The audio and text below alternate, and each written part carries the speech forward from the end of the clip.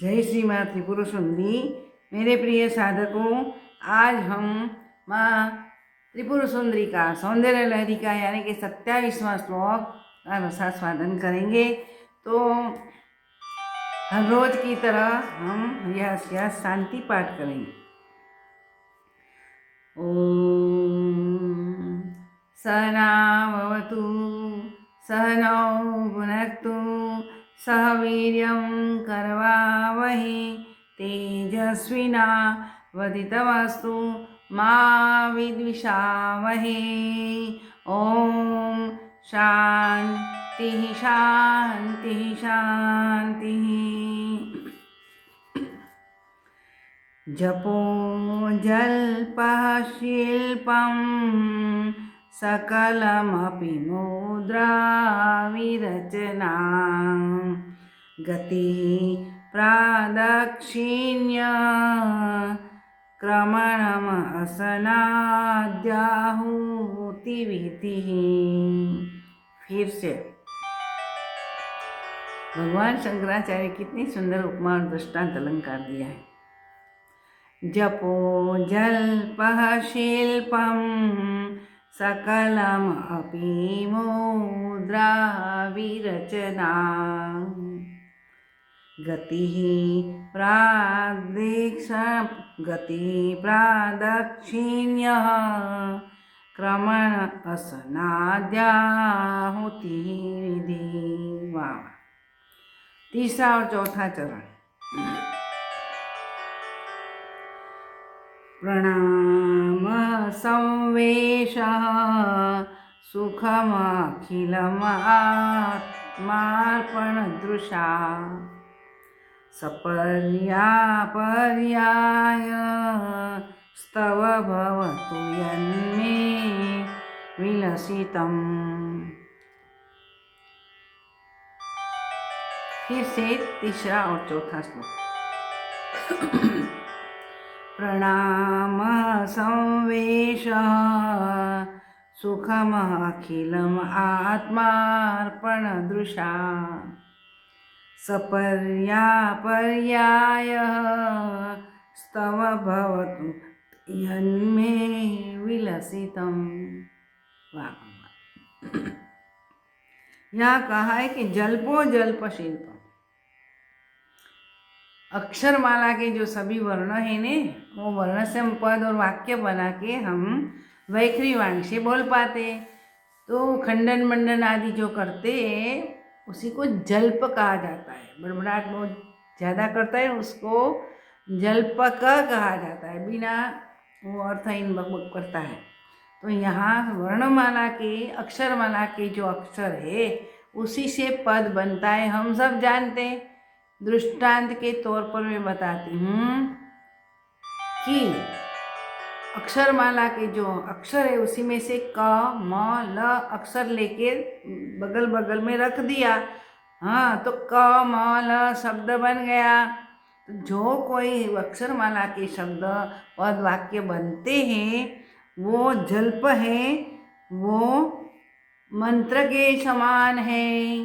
देखो, बड़बड़ाहट करना, गालियों बोलना, ये भी एक बड़बड़ाहट है। लेकिन यहाँ जो अक्षरमाला के पद वाक्य ये सब बनते, गद्य पद्य बनाते, ये सभी है क्या है, जप के समान है। जप ऐसा लेके बैठना पड़ता नहीं, माला गिनना नहीं पड़ता है। मंत्र शास्त्र का भी इसी से ही विकास हुआ है, आगे कभी मैं बताऊंगी। जो कुछ भी सारे दिन भर में 24 घंटों में जब जागता हूँ, सोता हूँ, तो भी जो भीतर मंत्र चलता है वो सभी क्या है, मंत्र के समान है। देखो कितनी। तो ऐसा कोई बुद्धिजीवी लोग ऐसा अर्थ बना लेंगे कि हम जो बोलते गालियाँ बोलते वो भी मंत्र समान हो गया। नहीं, ये कुतर्क है। सुतर्क से ही शास्त्र को समझना चाहिए। गुरु के पास बैठ के ठीक ढंग से तीव्र शार्प बुद्धि से, सात्विक बुद्धि से समझना चाहिए। आज ये लोग ऐसा बोलने लगते हैं ना कि वो गीता में ऐसा लिखा है, ऐसा लिखा है, वो युद्ध का ग्रंथ है। ये सब बिल्कुल जल्प है, इसमें नहीं पढ़ना कभी भी। तो आगे बोलते गति ही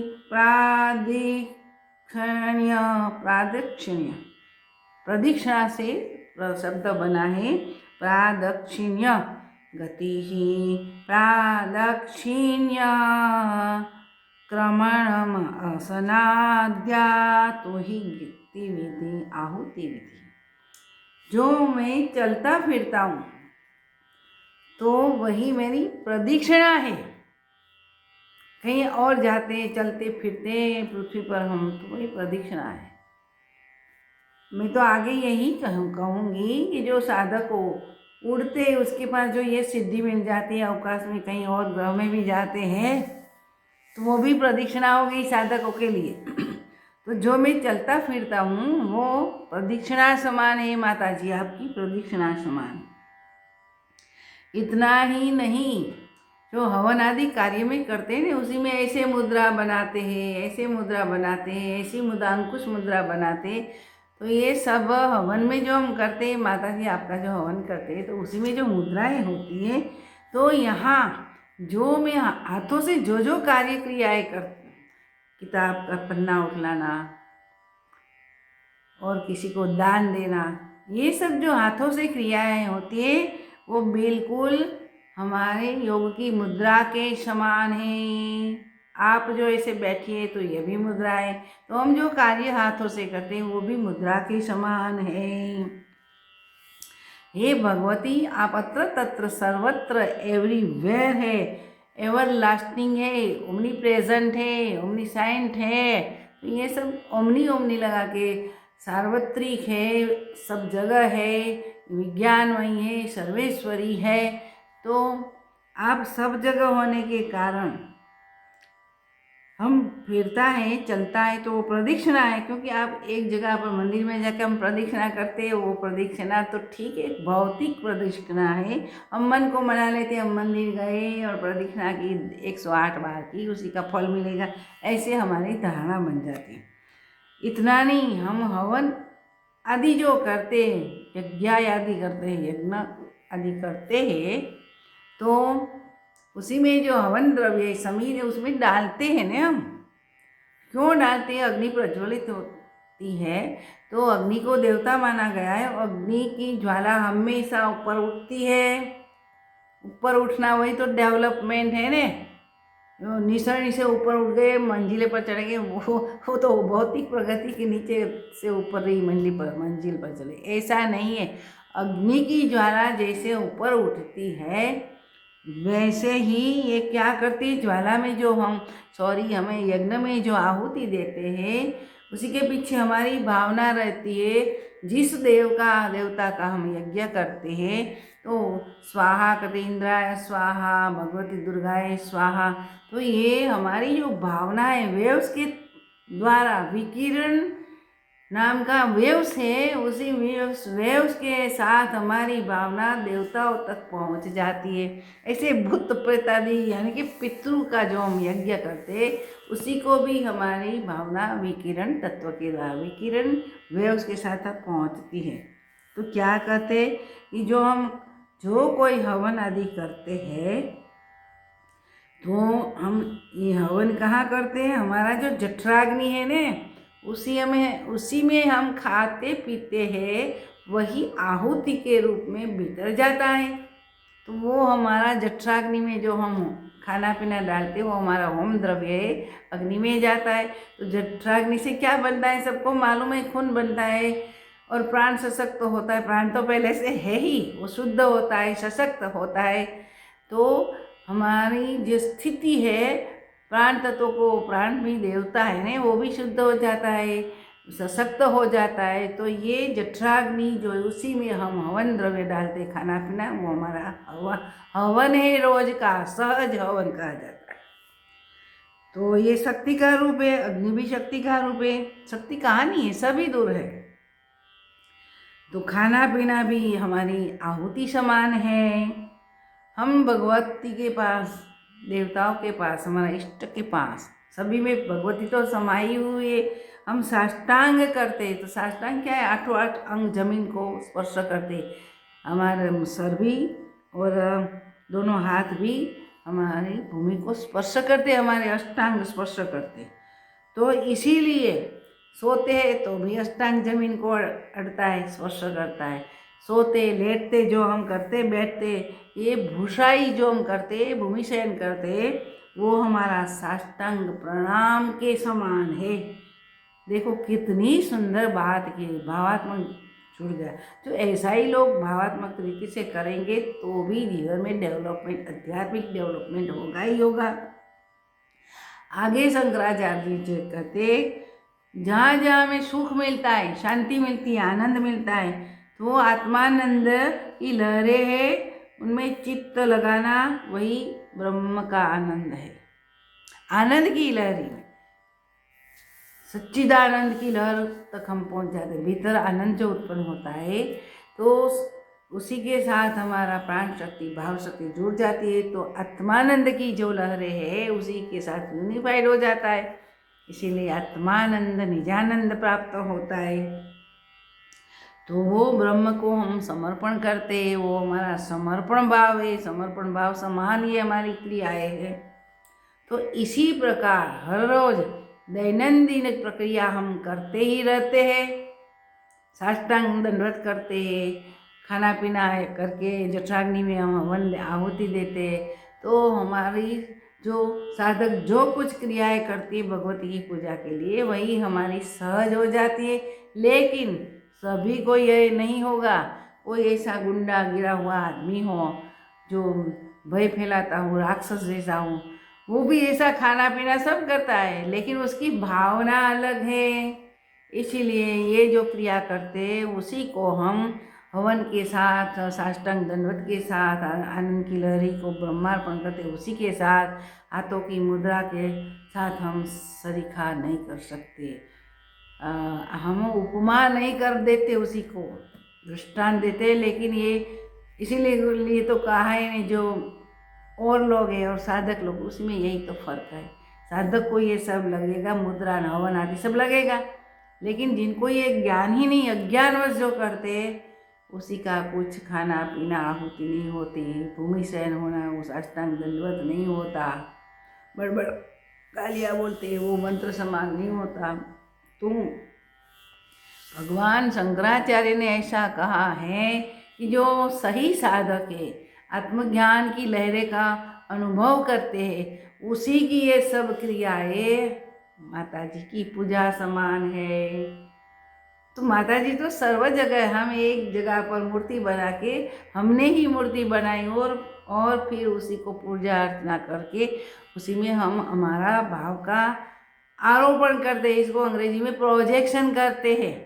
तो वहाँ तो पहले से भगवती है ही, उसी का अस्तित्व है ही, सब जगह है। लेकिन हमें अज्ञानवश, अविद्यावश हम अलग मानते हैं माता जी, और हमको चित्ती शक्ति को अलग मानते हैं, और हम ये क्रियाएं करते हैं। लेकिन जिनको ज्ञान हो गया, जिन साधना की अति उत्तम अवस्था पर पहुंच जाती है व्यक्ति, तो ये सब क्रियाएं उनके लिए भगवती की पूजा समान है। तो उसी को सहज योग स्टार्ट हो गया, ऐसा कहा जाता है, क्योंकि सब दूर उनकी भावना भगवती के साथ जुड़ी रहती है, यूनिफिकेशन होता है। That is the beautiful union with soul and super soul. I say this is a मधुराद्वैत। मधुर अद्वैत होता है भगवती के साथ।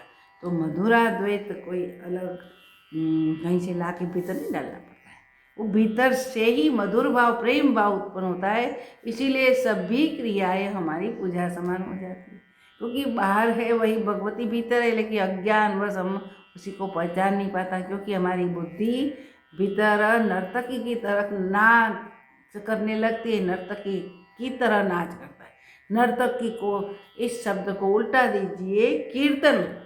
तो जो हम गाते है, जो हम बोलते हैं शुद्ध भावना से, तो हमारा कीर्तन हो जाता है। ये मेरी ओर से बताती हूँ, कीर्तन ऐसे हो जाता है। भगवान शंकराचार्य के जो मैं बोलता हूँ वो मंत्र समान है, तो हम गाते हैं, तो वो कीर्तन समान हो गया, वो भी मंत्र ही कीर्तन हो जाता है।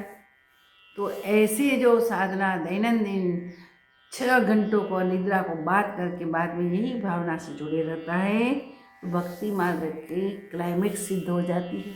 समझ में आती है। ज्ञान में भी यही सिद्ध हो जाता है, कर्म में भी यही सिद्ध हो जाता है कि भगवती के लिए मैं कर्म सब करता है, तो हमें फल की अपेक्षा नहीं रहती।